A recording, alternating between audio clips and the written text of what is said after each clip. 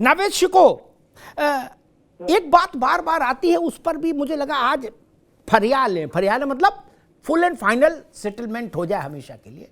फरियाना शब्द पूर्वांचल का है कि कहा जाता है कि भाई विकास, ठीक।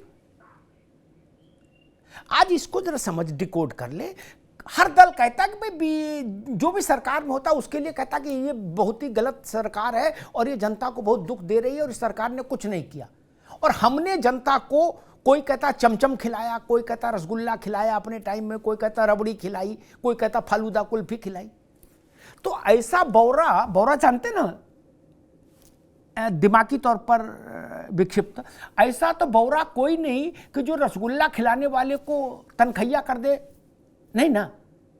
अगर बीजेपी सब गलत कर रही है, हम मान लेते हैं सपा की, बसपा की, कांग्रेस की बात कि ये सबसे खराब शासन है, नहीं, और जनता बहुत दुखी है। अभी जैसे शिवपाल जी कह रहे थे कि जनता ने मन बना लिया,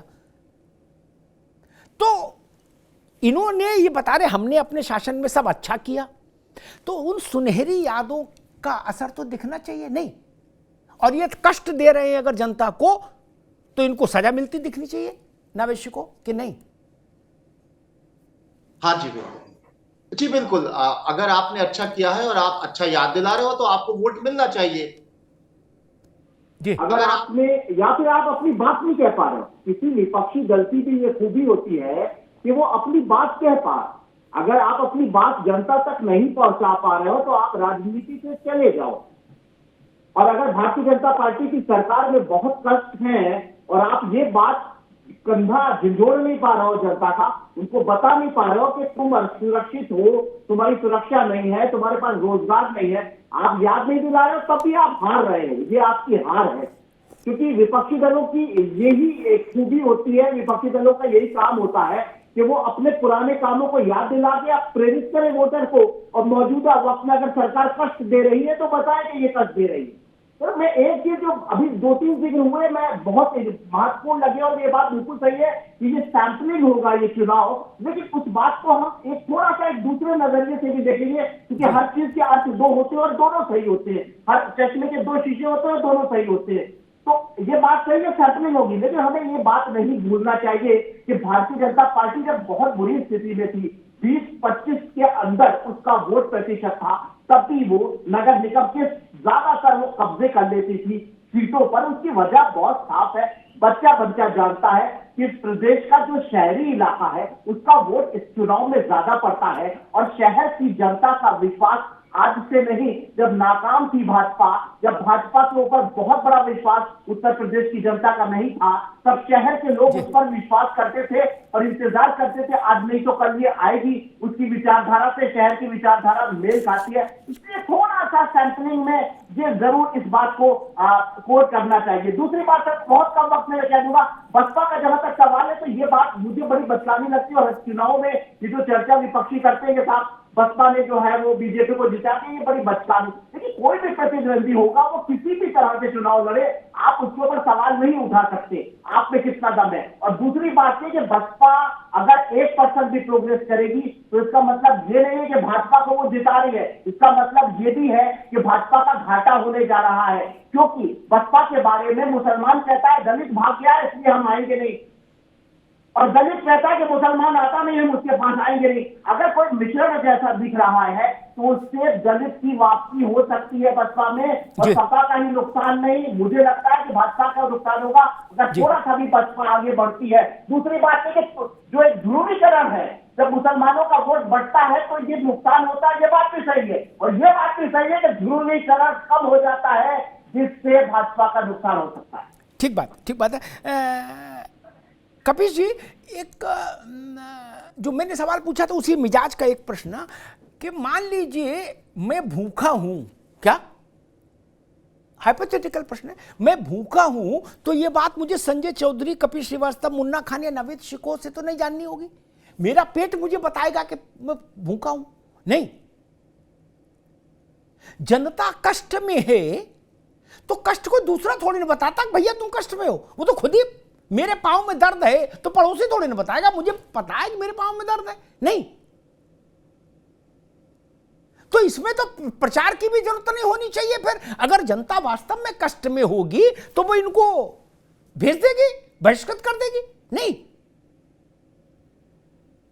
और जो वैकल्पिक फोर्स होगी, राजनीतिक ताकत होगी, उसके पक्ष में खड़ी हो जाएगी। लेकिन वैसा हो नहीं रहा। फिर क्या अर्थ निकाला है कभी जी? अमिताभ जी, होता हुआ आपको दिख क्यों नहीं रहा? यही तो बहुत बड़ी बात है। जरा बताइए। मैं आपको ये कह रहा हूं कि 2022 के इलेक्शन में 80 सीटें हम लोगों ने इनकी कम कर दी जी। इसके मतलब जनता में हमारा विश्वास बढ़ा है, इनका घटा है।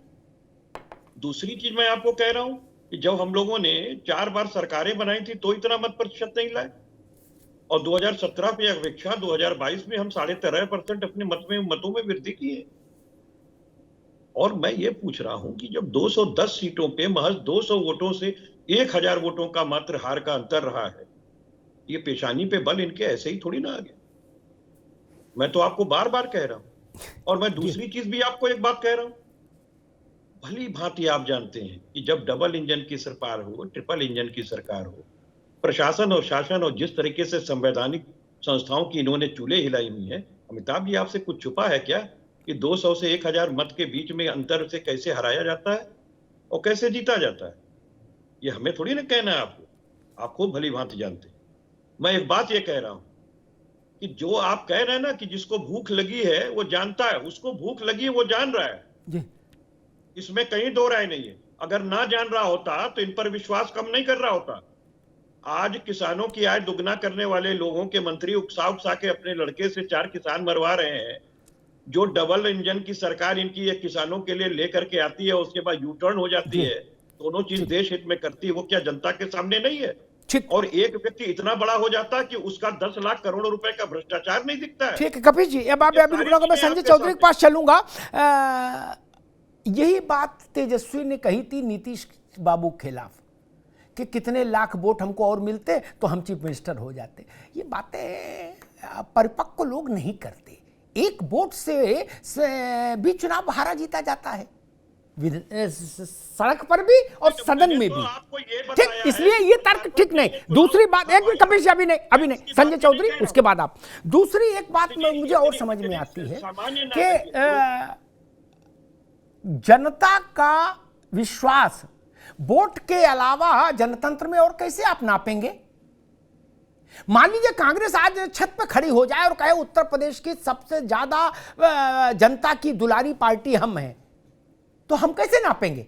हमें तो थर्मामीटर लगाना पड़ेगा चुनाव में, वहीं से बताएंगे कि कुछ सच्चाई है कि नहीं। हर पार्टी ये कहती है। ओम प्रकाश भाई अभी नहीं है, उनकी पार्टी से कोई होता वो कहते सबसे आगे हम हैं। लेकिन इसका तर्क नहीं है कोई। चुनाव से ही तय होगा, चुनाव के अलावा और क्या थर्मामीटर। खैर संजय चौधरी जी, समाजवादी पार्टी कह रही है कि भाई भारतीय जनता पार्टी का जनाधार लगातार कम हो रहा है और उनकी तरफ लोग शिफ्ट हो रहे हैं। संजय चौधरी जी। अमिताभ भाई, उत्तर प्रदेश की राजनीति के आप भी गहरे जानकार हैं। 37 सालों के बाद उत्तर प्रदेश में कोई सरकार दोबारा चुन के आई है और उसी व्यक्ति के नेतृत्व में एक बार फिर से सरकार बनी है। ये कारनामा 47 साल के बाद हुआ है। यानी कि उत्तर प्रदेश की जनता जिस मिजाज की है, वो 5 साल के बाद अगर थोड़ा भी किसी से नाराज होती है तो उस सरकार को बदल दे रही है। ये उत्तर प्रदेश की राजनीतिक रूप से समझदार जनता की निशानी है। और उस उत्तर प्रदेश की संवेदनशील कि आपका जनमानस बढ़ गया, उत्तर प्रदेश की जनता आप पर ज्यादा विश्वास करने लगी। क्या सुन लो जी। अरे सुन लो मेरा भाई, बात बता दीजिए। 80 सीटें आप हो गई, नाराज होते हो, गलत तथ्य को रखते हो, कर रही है। अरे ये कह रहा हूँ कि 210 सीटों जब 3 सीटों पे लगता है तो बहुत दर्द होता है कपीश भाई। आपकी की स्थिति होती है। आप बताइए ना अखिलेश और ना मुलायम सिंह कभी इस स्थिति में हुए कि उत्तर प्रदेश की जनता उन्हें दूसरी बार जिताकर भेजे। हमको जिताकर भेजा है, हमको दोबारा विश्वास दिया है। उत्तर प्रदेश के राजनीतिक इतिहास में सबसे ज्यादा समय तक मुख्यमंत्री रहने का रिकॉर्ड योगी आदित्यनाथ जी के पास रहा है। गलत तथ्यों के आधार पर उत्तर प्रदेश की जनता का विश्लेषण न करें। उत्तर प्रदेश की जनता बहुत राजनीतिक रूप से समझदार है और मैं तो आपको चुनौती देता हूँ कि आपने कहा कि उत्तर प्रदेश के अंदर 100 सीटें ऐसी हैं जो 200 वोटों से आप एक सीट बताइए, लखनऊ कमिश्नरी में एक सीट बताइए जो 200 वोटों से समाजवादी पार्टी हारी हो। गलत तथ्यों को रखना, जनता को गुमराह मत कीजिए। आपकी स्थिति बता रही है आपका संतुलन बिगड़ गया है, हालत खराब हो गई है। भारतीय जनता पार्टी को हमने दिया, ये लंदन में एफिडेविट दिया, एफिडेविट, और इस पर कोई बात नहीं हो रही है। निकाय के चुनाव में बेहतर आधार पर जनता निर्णय कर रही है और जनता भारतीय जनता पार्टी को जिताकर भेज रही है। इसीलिए मुझे लगता है कि गंभीरता से सुनिए, जनता के बीच में जाइए और जनता के बीच में जाके जनता से संवाद कीजिए। आप ऐसी हिम्मत क्यों नहीं जुटा पा रहे हैं जनता के बीच में जा पाए? भारतीय जनता पार्टी के पास कौन सा उद्योग है? सुनना सीखिए भाई। आप सवाल कीजिए, मैं जवाब दूंगा। आप सवाल कीजिए, मैं जवाब देने को तैयार हूँ भाई। सुनिए तो कम से कम मेरी बात। सबसे बड़ी बढ़ा आप बताइएगा, आप किसानों की बात करते हैं, लखीमपुर में आप कितनी सीट पाए विधानसभा में? शीरोपते सन्नाटा। लखीमपुर में जिस किसानों की बात करते हैं वहाँ किसानों ने आपकी बात नहीं सुनी, भारतीय जनता पार्टी के पक्ष में वोट दिया। मुझे लगता है गलत तथ्यों के आधार पर राजनीतिक विश्लेषण करके खुद भी गुमराह हो रहे हैं, अपने राजनीतिक दल को भी गुमराह कर रहे हैं, अपने भविष्य को भी खराब कर रहे हैं। कम से कम इससे बचिए सतीश भाई। ठीक, रुकिए भाई, दोनों मित्र रुकिए। मैं मुन्ना खान साहब के पास चलूंगा एक बार। दोनों मित्र रुकिए। अभी मुन्ना खान साहब, एक बेसिक सवाल है, मेरी बहस थोड़ी सी अलग मिजाज की होती है बाकी चैनलों से, इसलिए थोड़ा उसी में चलेंगे, उसी फ्लो में तो आनंद आएगा। किसान आंदोलन जब हुआ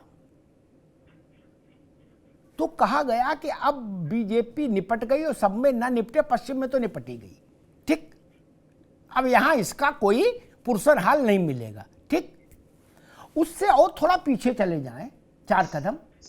जब वो नोटबंदी लागू हुई तो अच्छों ने कहा, बोले भैया अब तो भगवान उतर आए, भाजपा को नहीं बचा सकते। क्या गरीब अमीर सबको बैंक में लगा दिया, लाइन में आदमी मर गया, बेहोश हो गया, वो खजांची नाम एक लड़के का हो गया जो जन्मा। ठीक, सब हुआ। दोनों अवसरों पर जब चुनाव में ही भाजपा गई तो पहले अगर 100 रुपया था जेब में तो अगली बार 120 लेके आए, फिर अब गए तो 130 लेके आए। मुन्ना खान साहब, ये वोट तो जनता ही डाल रही है या ये लोग किस एक से सुन लो, पहले सवाल नहीं तो आप जवाब नहीं दे पाएंगे। ये ऐसा तो नहीं कि उत्तर प्रदेश के चुनाव में जापान की जनता से वोट डलवा ले, ऐसा तो कर नहीं सकते। वोट तो यूपी की जनता डालती होगी।